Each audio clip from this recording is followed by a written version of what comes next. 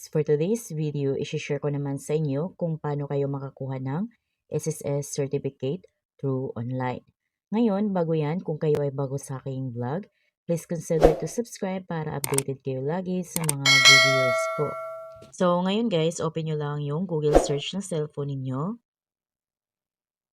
Dito sa my search, i-click nyo lang yan. Dito, i-search nyo lang yung SSS website. Then, lalabas na agad dyan yung SSS website. I-click nyo lang yan. Then, dito, click lang natin itong member login. Dito, kailangan lang natin mag-login sa ating SSS account. Lagay natin yung user ID and password natin. Then, click sign in. Then, dito guys, nasa home na tayo. Nakapag-sign in na tayo. Dito, i-click nyo lang itong member information or member info. Pagka-click nyo yan guys, ito yung lalabas. Kung kaya i-click nyo ulit yung member info. Then, pagka-click nyo ulit, lalabas na yung ganito. Dito, i-click nyo lang itong appointment system. Ayan. Ayan, nasa member appointments na tayo. Dito, sa purpose. So, ano nga ba yung purpose natin sa pagpa-appointment online? So, click natin itong select purpose. Then, dito, scroll nyo lang pababa. Hanapin nyo lang yung membership. Under membership, makikita nyo na agad dito yung issuance of certification of membership status. Click nyo lang yan. Ayan, so yan na yung purpose natin. Next is yung region natin.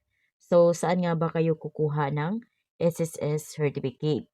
So, mamili kayo dito kung saang SSS. So, click natin yung select region. Then, dito sa region, halimbawa kayo ay taga NCR. So, piliin nyo yung NCR. Next is the SSS branch. Click natin yung select branch. Then, dito, halimbawa kayo ay kukuha ng inyong SSS certificate. Kung kayo ay taga Pasig, halimbawa. So, dito sa Pasig, merong madaming branch ang Pasig. So, mamili kayo dito kung saan sa Pasig. Halimbawa sa Pioneer. Click natin yung Pioneer. So, dito mamimili kayo ng month or date kung kailan kayo pupunta sa SSS branch para magkuha ng inyong SSS certificate. So, halimbawa dito sa March, ito na lang yung available na date. Ngayon is March 6. So, ang available na lamang is March 13 hanggang March 29. So, yung mga nandito guys, yan lamang yung available. So, dito naman sa month of April, yung mga naka-gray, yan lang yung mga available. Ayan. Dito naman sa May, ito yung mga available niya.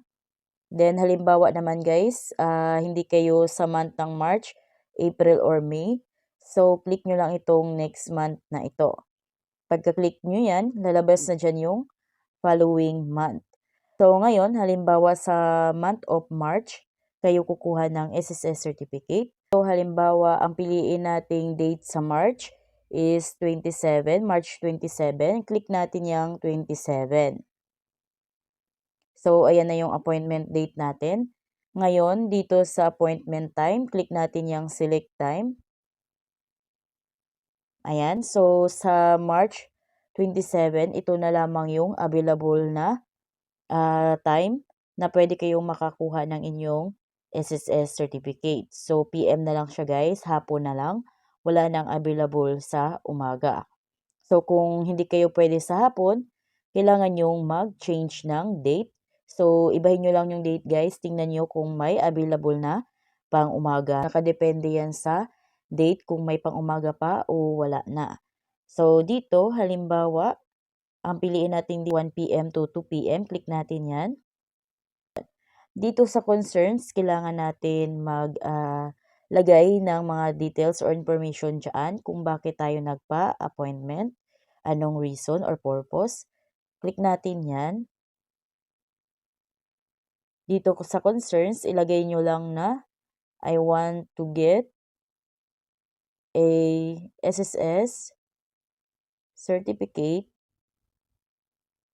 for, then lagay nyo yung dahilan nyo guys kung bakit nga ba kayo kukuha ng SSS certificate. So, saan nyo ba nga ba ito gagamitin? So, after nyo malagay lahat ng details dyan, click nyo na itong submit schedule. Click natin yung submit schedule. Dito sa confirmation, click nyo lang itong submit. So, ayan guys, pag ganito yung lumabas, there was error setting your appointment. Please try again later. So, kahit ganyan yung lumabas guys, is nagpa-process pa rin yan. So, wag kayong uulit dahil madoble yung inyong appointment dito.